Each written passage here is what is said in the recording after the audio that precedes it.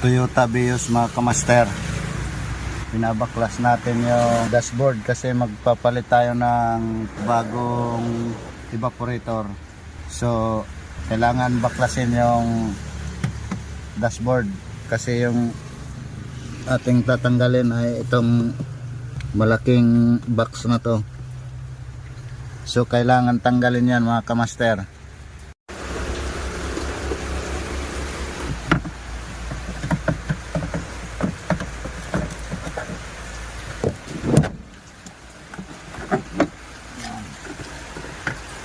Tatanggalin natin.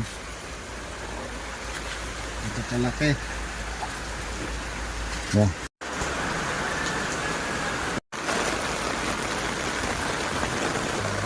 Ayan mga kamaster, may butas. Ayan, papalitan na talaga yan ng bago.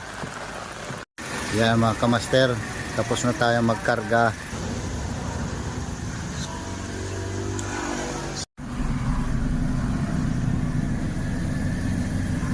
So ayan mga kamaster, nabuo na natin at super lamig na.